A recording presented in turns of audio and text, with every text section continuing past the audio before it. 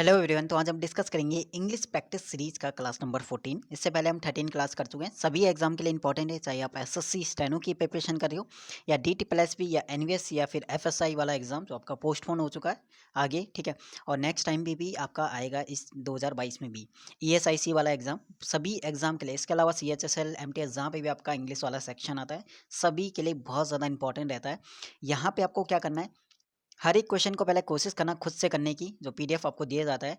उसके बाद जो डाउट रहता है जिस क्वेश्चन में, उसको डाउट सीखना है और फिर उसके बाद खुद को एक बार एनालिसिस करना है खुद से भी, ठीक है, कि कितने क्वेश्चन आते हैं, कितने नहीं आते। अगर यही क्वेश्चन आपके एग्जाम में आते हैं तो कितने आप कर पाते हैं। बहुत सारे ऐसे क्वेश्चन होते हैं, तो हर एक क्वेश्चन को हम देखेंगे, उसका सॉल्यूशन भी यहाँ पे देखेंगे। और वाई वाला जो होता है ना आपका एक क्वेश्चन वाई, यानी आपका अगर बी आंसर है तो बाकी तीन क्यों आंसर नहीं है, आपका ए क्यों नहीं है, आपका सी क्यों नहीं है, आपका डी क्यों नहीं है। बस ये वाली चीज़ ना, ये वाला, ये जो वाई वाला है ना, जो इस वाई के पीछे भागेगा 100% आप लेते हुए चलो कि DT+ में 40 आउट ऑफ 40 स्कोर करेगा। CHSL या CGL में 45+ तो आराम से कर लेगा, ठीक है। हो सकता है क्लोज में कोई मिस्टेक हो कॉम्प्रिहेंशन में, तो वो मैं कह सकता हूँ, ठीक है, कि थोड़ा मार्क्स आपका एक दो कम हो सकता है। इसके अलावा 100% स्कोर आपका होगा। बस इस वाई के पीछे भागना है, ठीक है, कि बाकी तीन ऑप्शन क्यों नहीं हुए, ठीक है। क्वेश्चन नंबर 77, इससे पहले की क्लास नंबर 13 में हम 76 तक क्वेश्चन कर चुके हैं। 77 में डिस्कस करेंगे क्वेश्चन नंबर, ठीक है, हर एक क्वेश्चन इंपॉर्टेंट है। तो एरर आपको फाइंड करना, if you describe someone as a maverick you mean that he is unconventional and independent and do not think or behave in the same way as other people.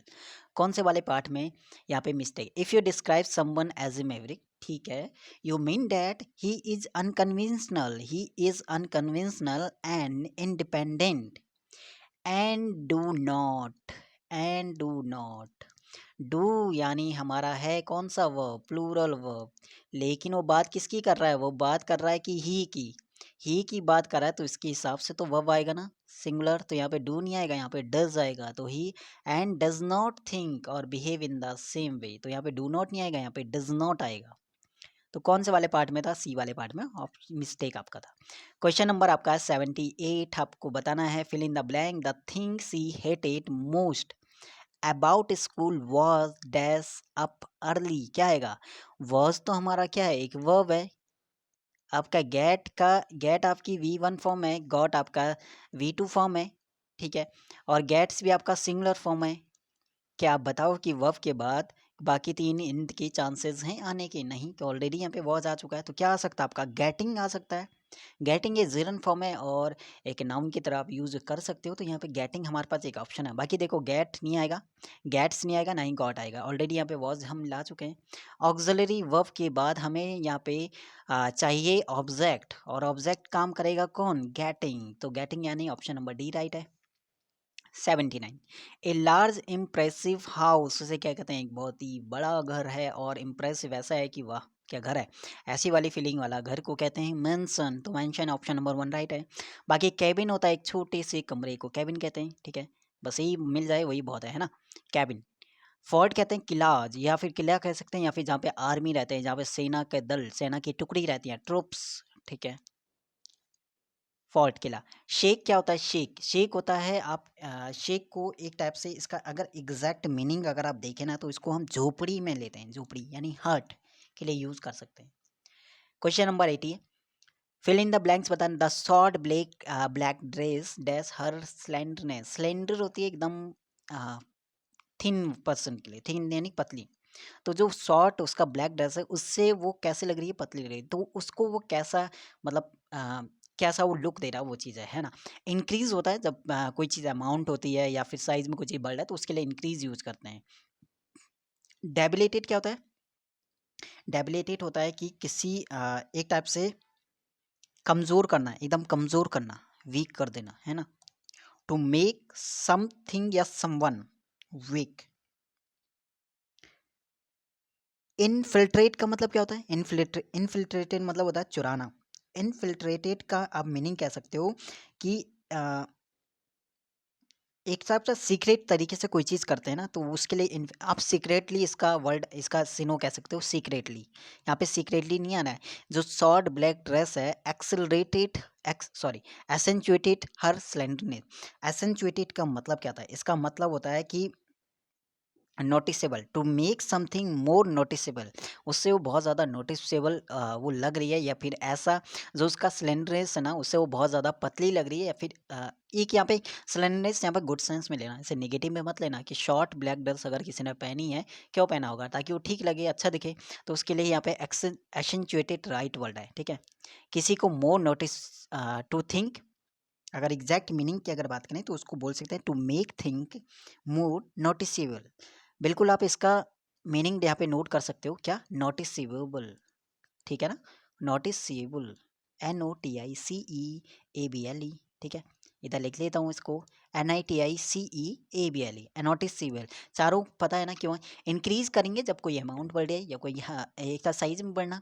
Debilitate होता है एकदम बहुत ही कमज़ोर कर देना किसी को, ये निगेटिव वर्ड है, निगेटिव तो नहीं आएगा ना। शॉर्ट ब्लैक ड्रेस पहना है तो पॉजिटिव कुछ अच्छे के लिए पहना होगा। इन्फ्लेटेड क्या मतलब? सीक्रेटली कोई वो है नहीं, यहाँ पे कोई सेंस नहीं है। तो एसेंचुएटेड मतलब होता है किसी को बहुत ज़्यादा ऐसा बना देना, यानी लुक को एकदम परफेक्ट बनाना है, ठीक बनाना है, जिससे एक कोई चीज़ अगर बहुत सही लग रहा है तो उसके लिए यूज़ करते हैं। नोटिसेबल, सबके नोटिस में आने वाला, ठीक है। 81, कोई भी क्वेश्चन में डाउट आता है, हो सकता है मैं कुछ का एक्सप्लेनेशन आपका ठीक से ना समझा पाऊँ, तो बिल्कुल मुझे बता देना कमेंट सेक्शन में कि इस वाले क्वेश्चन में डाउट है, ताकि कमेंट में ही मैं उस चीज़ को क्लियर कर दूँ, है ना। PQRS पैरासिंपल है, तो soil pollution has become a major challenge to the whole human fraternity in modern times, ठीक है। सॉइल पॉल्यूशन की बात करा है। Soil is the most important natural resource highly required to maintain a healthy fire. अब देखोगे P भी आ सकता है, क्यू भी आ सकता है। It is the home, it is मतलब इट से अगर स्टार्ट हो रहा है तो बिल्कुल स्टार्टिंग में तो आ ही नहीं सकता। इट मतलब इससे पहले कोई चीज़ है उसका डिस्कस कर रहे हैं।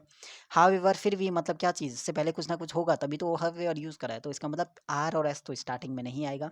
तो ए और सी ऑप्शन हटाओ, पी आएगा या फिर क्यू आएगा? अब ये इसमें प्रॉब्लम है। Soil is the most important natural resource highly required to maintain a healthy life fair, ठीक है। And it is the home for many small animals. आप देखोगे क्यू के बाद आर आना चाहिए, क्यू के बाद आना चाहिए, क्योंकि यहाँ पॉजिटिव है दोनों आपकी लाइनें, क्यू के बाद आर। सॉइल जो है मोस्ट इंपॉर्टेंट नेचुरल रिसोर्स है, जो कि मेंटेन करता है एक हेल्थी लाइफ को। और इट इज़ द होम, ये बहुत सारों के लिए घर है, छोटे छोटे जानवरों का ये घर है। And it is the life of plants, ये पौधों का जीवन है। And used by human beings के द्वारा यूज़ किया जाता है, तो प्रोड्यूस करने के लिए एक वैरायटी ऑफ क्रॉप्स, ठीक है, ताकि वो कंटिन्यू कर सके अपनी लाइफ साइकिल को। क्यू के बाद आर आना चाहिए, तो क्यू के बाद आर किस में है? आपका बी वाले ऑप्शन में, यानी PQRS यहाँ पे राइट होगा, ठीक है। 82, good reading does the sense of liberal educated mind. जो अच्छी रीडिंग है उससे वो क्या करता है, जो एजुकेटेड माइंड है, ठीक है, माइंड को लिबरल एजुकेटेड माइंड को क्या करता है, वो चीज़ है ना। स्टार्ट तो ही करेगा, गुड रीडिंग स्टार्ट तो ही करेगा, लीड्स तो ही करेगा। लीड्स मतलब एक तरफ से लीड्स मतलब रीज़न देना, कारण देना, या लीड के लिए होता है कि लीड कर रहा है यानी आगे जा रहा है, बहुत ज़्यादा आगे बढ़ रहा है, जहाँ पे होने चाहिए उससे आगे चल रहा है, ठीक है।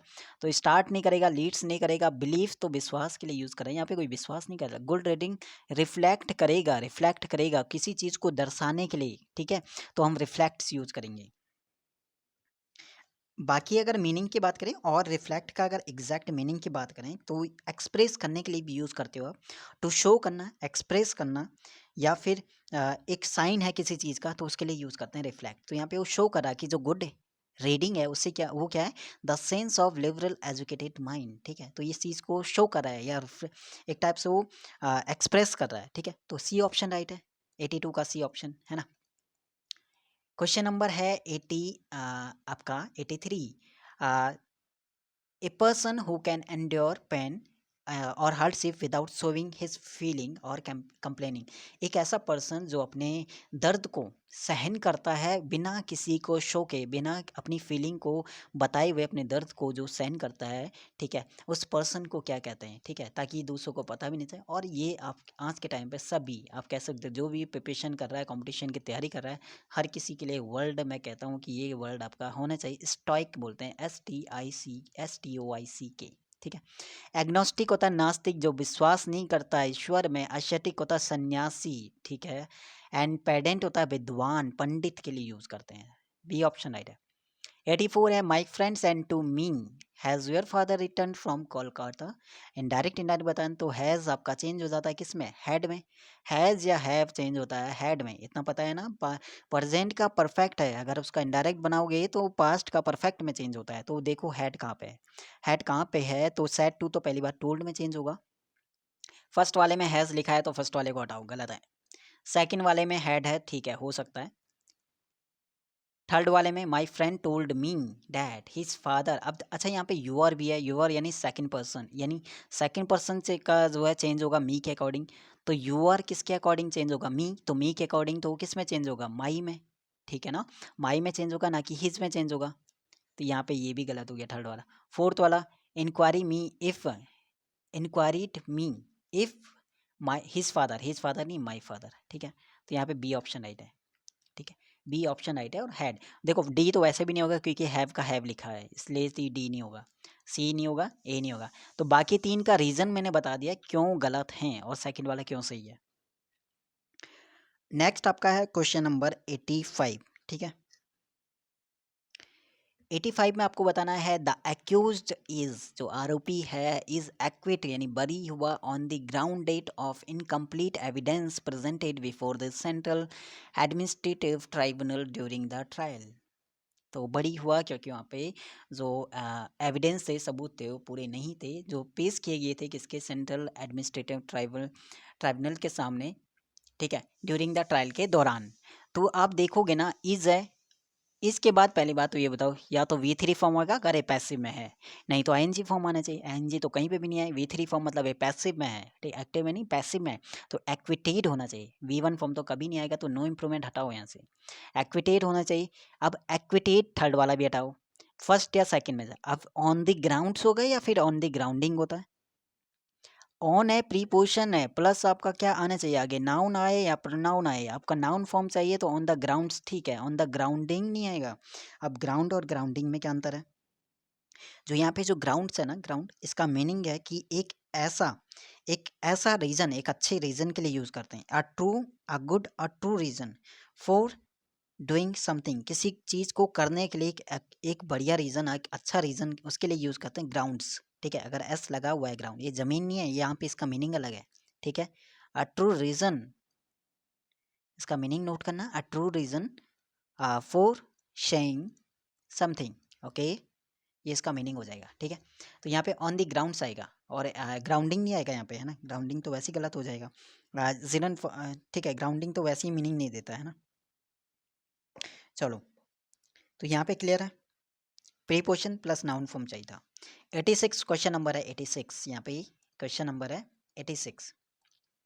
86 क्वेश्चन नंबर है PQRS, देखते हैं यहाँ पे मुशर्रफ। अच्छा, ये कल मैंने कोई क्वेश्चन क्लास नंबर 13 में कोई क्वेश्चन मैंने दीन दिया था कमेंट में, तो इसमें ये वाला क्वेश्चन आपको कमेंट के लिए है, ठीक है। बताना यहाँ पे कौन सा वाला इसका पैराजम्पल बनेगा।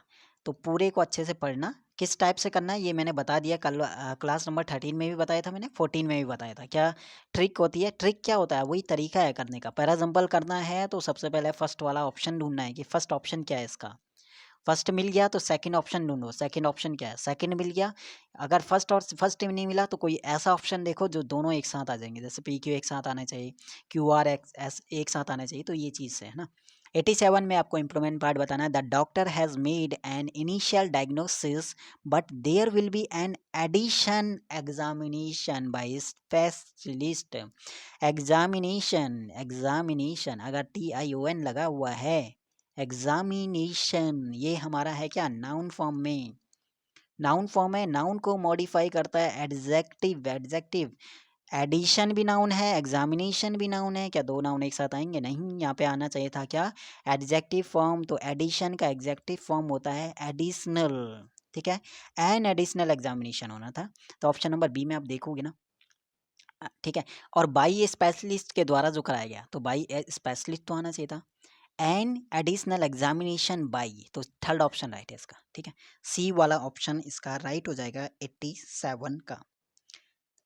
बात करते हैं क्वेश्चन नंबर 88 आज का है कि 88 में क्या बताना है, 88 में बताना है कौन से पार्ट में एरर है। All of us would get together and we all became like a family for them 3-4 years.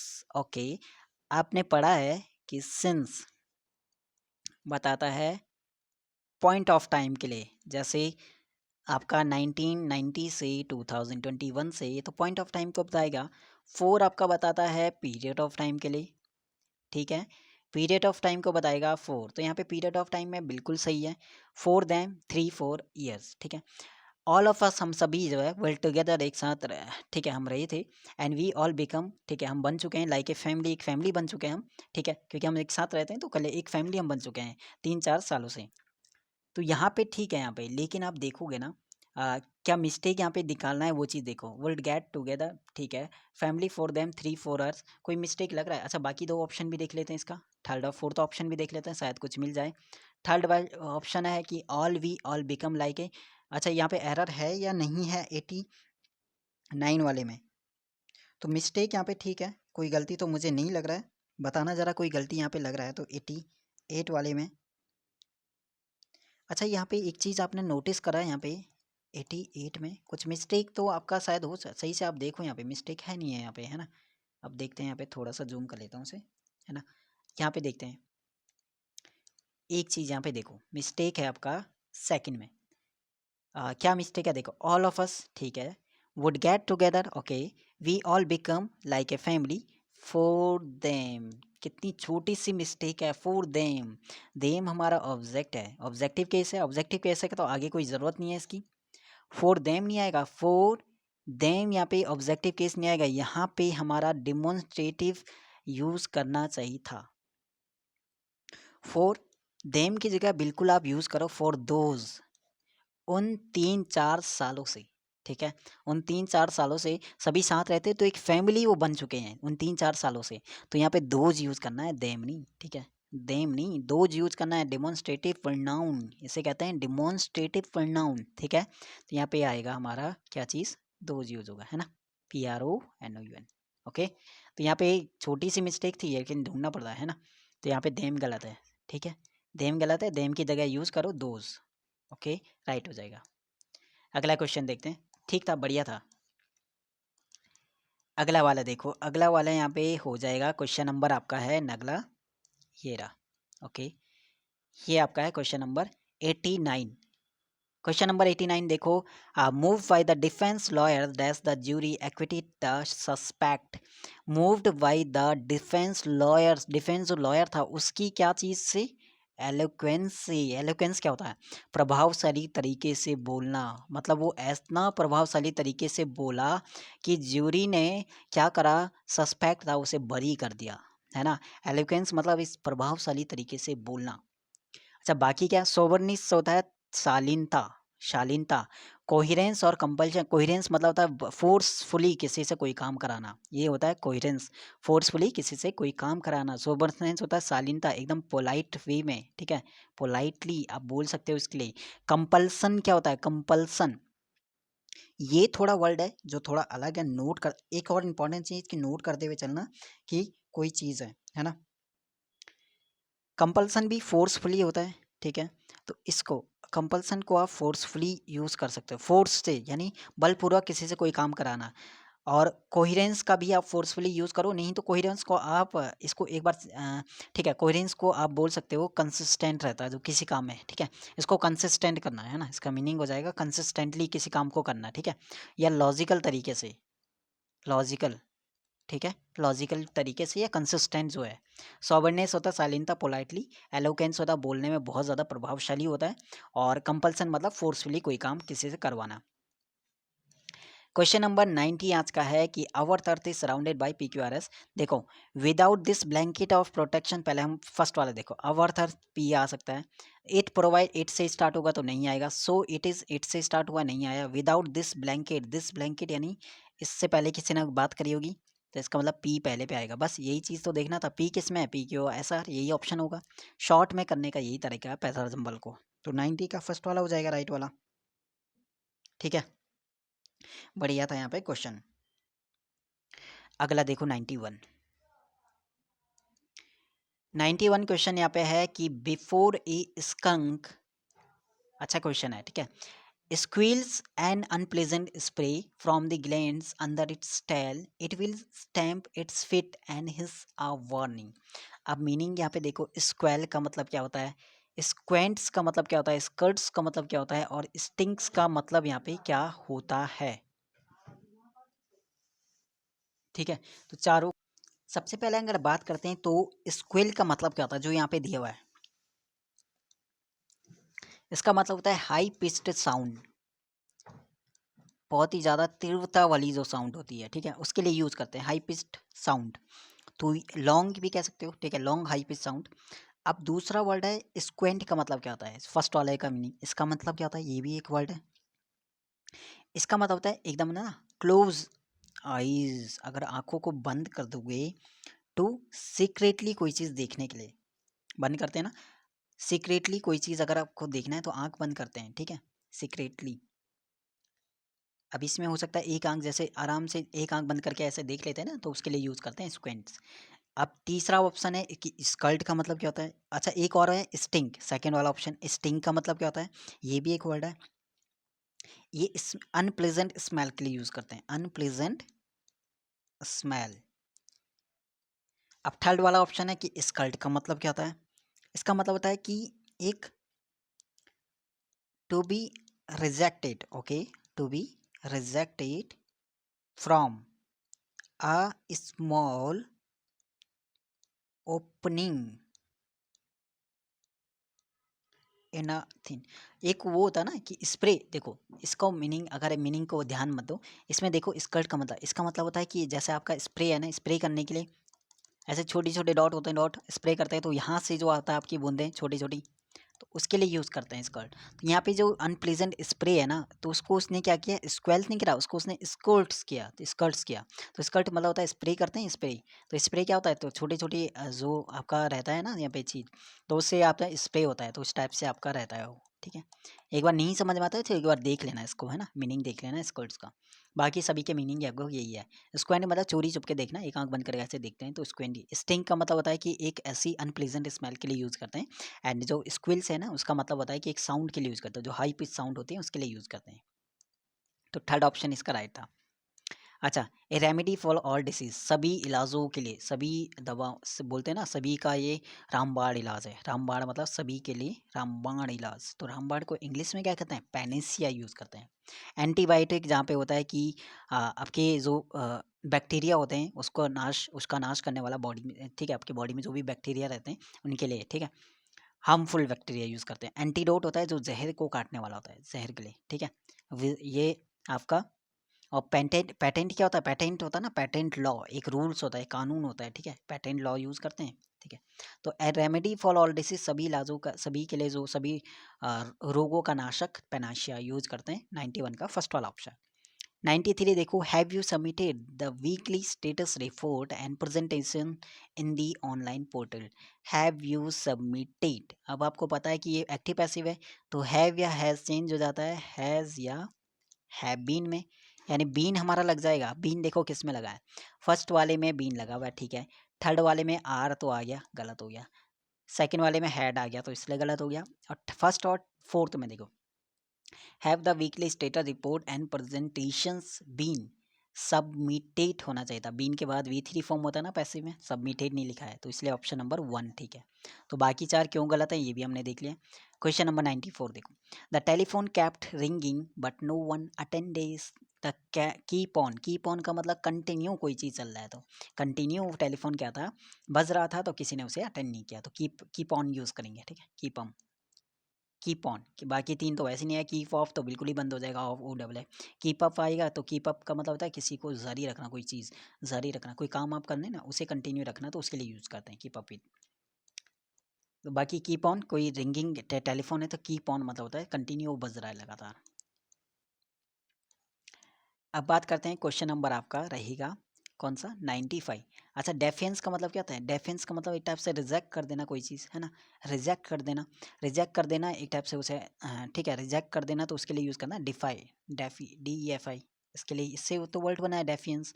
तो रेजिस्टेंस का मतलब क्या होता है, रेजिस्ट कर देना। असिस्टेंट का मतलब सहायता, हेल्प करना। प्रीटेंस का मतलब शो, दिखावा करना। डिफरेंस का मतलब होता है सम्मान करना। बाकी यहाँ पे रेजिस्ट एक विरोधी वर्ड है, ठीक है। तो यहाँ पे मना करना एक टाइप से किसी ऑफर को ठुकरा देना, तो रेजिस्टेंस यूज़ करेंगे या फिर डेफियंस, इसका ऑप्शन नंबर 1 सिनोनिम है। 96 देखो, I arrived in India last week सेट सुधा। तो लास्ट वीक हमारा चेंज हो जाएगा किस में, द प्रीवियस वीक में, ठीक है। Last week the previous week में चेंज होगा ना। थर्ड वाले में लास्ट वीक को लास्ट वीक रखा है, सेकंड वाले में लास्ट वीक को लास्ट वीक रखा है, डी वाले में भी लास्ट, तो ऑप्शन नंबर 1 ही बचा है। इसमें देखना ही नहीं था बाकी चीज़, है ना। और जो V1 है ना, V2 फॉर्म, यानी पास्ट का इंडेफिनिट चेंज होता था पास्ट के परफेक्ट में, तो इससे भी आप देखोगे तो यहाँ पे हैड आ चुका था, तो ऑप्शन नंबर 1 हो जाएगा 96 का। 97 नंबर का क्वेश्चन है कि my nephew has been in hospital since 4 weeks because of mumps के कारण जो इसका जो नेफ्यू था वो हॉस्पिटल में था। अच्छा, सिंस अभी मैंने बताया था, सिंस होता है पॉइंट ऑफ टाइम के लिए, पॉइंट ऑफ टाइम के लिए सिंस यूज़ करते हैं, बट 4 यूज़ करेंगे पीरियड ऑफ टाइम के लिए, पीरियड ऑफ टाइम के लिए क्या यूज़ करेंगे, 4 यूज़ करेंगे, तो यहाँ पे सिंस तो आएगा नहीं, यहाँ पे आएगा 4, ठीक है। तो यहाँ पे 4 आएगा, सिंपल सा था। 98 देखो, his boss explain the procedure to him in a dash detail manner. कैसा तरीके से, किस तरीके से उसके बॉस ने एक्सप्लेन किया प्रोसीजर को। सब्सटेंस का मतलब होता है विशाल, विशाल मैनर में तो ही किया उसने, ठीक है। प्रीमेटिव होता है जो मुख्य होता है, इंपॉर्टेंट होता है, ठीक है। नैरोली तो वैसे ही नहीं आएगा, नैरोली का मतलब होता है नैरोली कम के लिए यूज़ करता है, डिटेल ज़्यादा के लिए, तो वैसे ही एक साथ नहीं आते हैं, ठीक है। तो बाकी 3 तो नहीं आएगा, फोर्थ वाला ऑप्शन राइट हो जाएगा, हैरोंगली। अब इसका मीनिंग क्या होता है, हैरोंगली को आप कह सकते हो कि इसका जो एग्जैक्ट मीनिंग, तो देखो हैरोंगली अगर आप यूज़ करोगे ना, हैरोंगली अगर हम देखें यहाँ पे, तो एग्जैक्ट मीनिंग के हिसाब से देखें तो एक ऐसा मैनर होता है एकदम सही तरीके से, एकदम शॉर्ट, मतलब जितनी ज़रूरत है उसके हिसाब से यहाँ पे यूज़ किया है, ठीक है। इसका मीनिंग एक्यूटली, एक्यूटली मतलब साफ स्पष्ट तरीके से, ठीक है। बाकी आप इसका मीनिंग आप लिख सकते हो, डिस्ट्रेसिंग के लिए यूज़ होता है, डिस्ट्रेसिंग, एक्यूटली डिस्ट्रेसिंग। नहीं तो आप मीनिंग चेक कर लेना, है ना। कोई ऐसा वर्ड होता है जिसका मीनिंग में थोड़ा भी डाउट रहता है, हिंदी में समझ में नहीं आता हो, तो उसको आप सर्च कर लेना, हैचुंगली को सर्च कर लेना, इसका मीनिंग अगर नहीं आता तो, ठीक है। बाकी 3 तो वैसे ही नहीं आएंगे, सब्सटेंस विशाल बड़े के लिए होता है, प्रिमेटिव मुख्य होता है, एंड सेकंड वाला तो वैसे ही नहीं होगा, नैरोली एकदम कम के लिए यूज़ करते हैं, डिटेल ज़्यादा के लिए यूज़ करते हैं। क्वेश्चन नंबर 99 देखो, 99 नंबर का क्वेश्चन यहाँ पे रहेगा कि the foundation will have to be reinforced to prevent the house to sink further into the ground। हमें पता है, याद रखना, प्रिवेंट, प्रिवेंट के साथ आपका प्रीपोजिशन यूज़ करते हैं फ्रॉम। जब प्रीपोजिशन फ्रॉम यूज़ करा तो उसके आगे आईएनजी फॉर्म यूज़ करेंगे, ठीक है, वर्ब की आईएनजी फॉर्म। तो प्रिवेंट के साथ फ्रॉम यूज़ करते हैं, ना कि टू यूज़ करते हैं, तो प्रिवेंट फ्रॉम सिंकिंग, ओके, ये यहाँ पे राइट होता है। तो कहाँ पे है, ऑप्शन नंबर 3 में। 100 देखो, इननेट का मतलब होता है जन्म से ही, बोलते हैं ना इनबॉर्न क्वालिटी, एकदम जन्म से ही, जन्म से, ठीक है। तो जन्म से ही कोई टैलेंटेड होता है ना, तो उसके लिए यूज़ करते हैं इननेट, ठीक है। उसे ज़रूरत ही नहीं है, इननेट मतलब जन्म से है उसके पास। और एक्वायर्ड का मतलब क्या है, उसे अभी प्राप्त करना। ये स्किल उसके पास इननेट है यानी जन्म से है, और ये स्किल उसने एक्वायर्ड यानी प्राप्त किया है, ठीक है। तो इसके लिए उसने हार्ड वर्क किया, पहले कुछ सीखा तो उसने प्राप्त किया, लेकिन इननेट मतलब ये उससे पहले से, तो उसका बेसिक मतलब जो आधार होता है, अन अज्यूमिंग, जिसे अज्यूम नहीं करेंगे, सिंपल बताइए आपको, है ना। तो इसका डी ऑप्शन राइट हो जाएगा। क्वेश्चन नंबर 101, ठीक है। तो 101 है कि he said that if she had loved Rahul she would. अब तक के सभी में कंडीशनल का ये आपका रूल आ चुका है। अगर एक तरफ आपका हैड प्लस V3 फॉर्म है, तो दूसरी तरफ आपका होना चाहिए क्या, वुड है प्लस V3 फॉर्म। ये भी तो आपका परफेक्ट में होना चाहिए ना, ये भी तो आपका परफेक्ट में होना चाहिए। जो मॉडल है उसका परफेक्ट फॉर्म होता है, और ये आपका पास्ट का परफेक्ट है, तो वुड विल, वुड बताता है पास्ट सेंस को, तो इसलिए उन्होंने वुड है प्लस V3 फॉर्म करते हैं यूज, है ना। तो यहाँ पे देखो already she had plus V3 form आया है, तो इससे वुड हैव आ जाएगा, तो ऑप्शन नंबर 1 में ही है वुड हैव, बाकी सब में नहीं है यहाँ पे, है ना। तो इसका ऑप्शन नंबर 1 राइट हो जाएगा। बाकी 102 से हम नेक्स्ट वाले क्लास नंबर 15 में डिस्कस करेंगे। जो मैंने एक दिया है कमेंट सेक्शन में, एक क्वेश्चन सांस का है पैराजम्बल का, तो उसका आंसर आपको बताना है, ठीक है। बाकी इंपॉर्टेंट चीज़ है, काफ़ी अच्छे अच्छे कमेंट यहाँ पे होते हैं, री टू, ठीक है। आप उनका कमेंट देखो, कहीं ना कहीं सीखो इस चीज़ से, है ना, कि काफ़ी मतलब कमेंट भी क्या चीज़ किस टाइप से करना चाहिए, एक प्रैक्टिस आपको करना है, ये आपका प्रैक्टिस सीरीज़ है। इसमें आपको प्रैक्टिस करना उन उसकी प्रैक्टिस करना जो आपको नहीं आता है। जो नहीं आता उसको आप कमेंट में लिख सकते हो कि हाँ, ये चीज़, ताकि आपको याद रहे। आप जितना आप लिखोगे ना उतना ज़्यादा आपको याद होता है ना? बाकी शुक्रिया, take care, all the best, bye bye. कोई डाउट हो आप पूछ लेना कमेंट सेक्शन में, नहीं तो आप टेलीग्राम पे पूछ सकते हो, ठीक है?